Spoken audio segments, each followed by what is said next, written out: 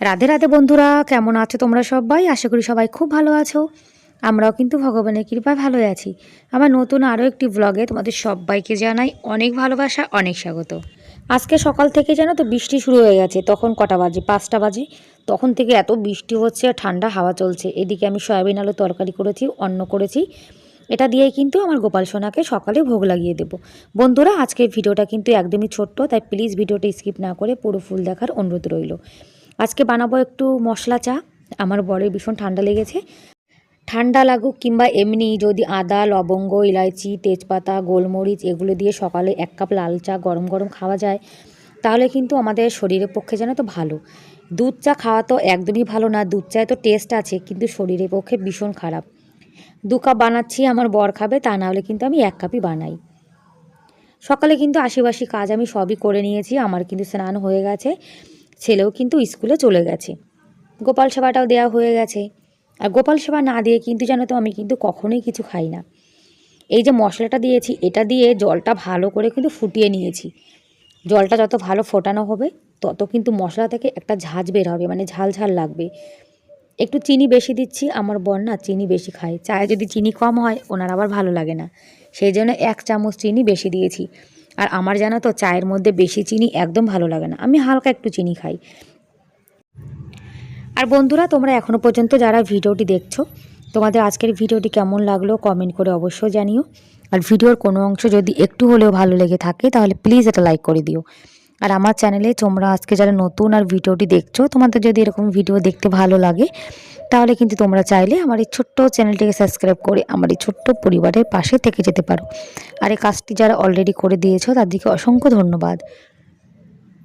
আর এই যে গরম গরম লাল চা কিন্তু তৈরি হয়ে গেছে। সকালে 1 কাপ গরম গরম চা খেয়ে তারপরে আবার অন্য কাজবাজ করব। চা খেয়ে আবার চলে এসেছি রান্নাঘরে। এখন বানাবো আলুর পরোটা। ছেলেকে কিন্তু একটা পরোটা বানিয়ে দিয়েছি, ও স্কুলে নিয়ে গেছে। আর এখন আমাদের জন্য বানাচ্ছি। রুটি হোক কিংবা পরোটা একটু গরম গরম খেতে দেখবে ভালো লাগে, ঠান্ডা হয়ে গেলে না সেরকম টেস্ট কিন্তু একদমই হয় না।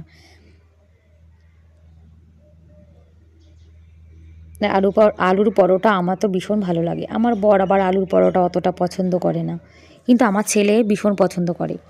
তা ছেলের পছন্দের জন্য মাঝে মাঝে কিন্তু একটু বানাই।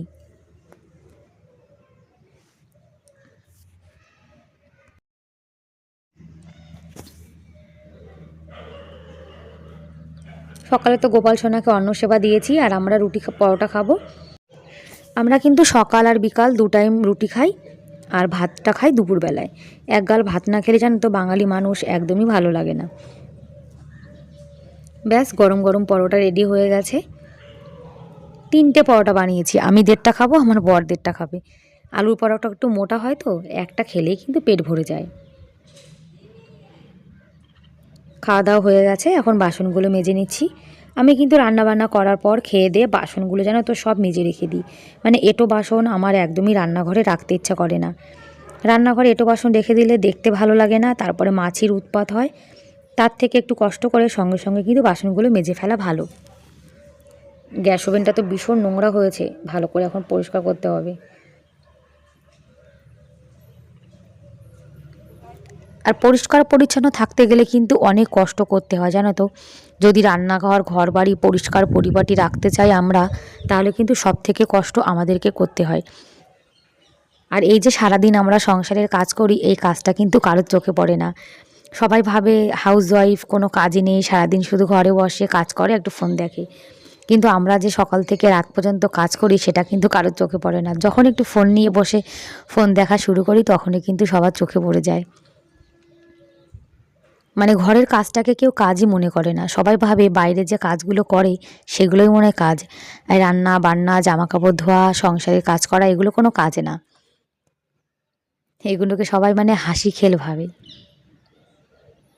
আর কি করা যাবে, এইভাবেই সংসার করে যেতে হবে। একটু কথা তো শুনতেই হয়, তাই না? আরে সংসারে থাকতে গেলে ভালো মন্দ সব রকম নিয়ে কিন্তু চলতে হবে। আমি রান্না করার পরে কিন্তু রান্নাঘরটা ভালো করে একটু পরিষ্কার করি।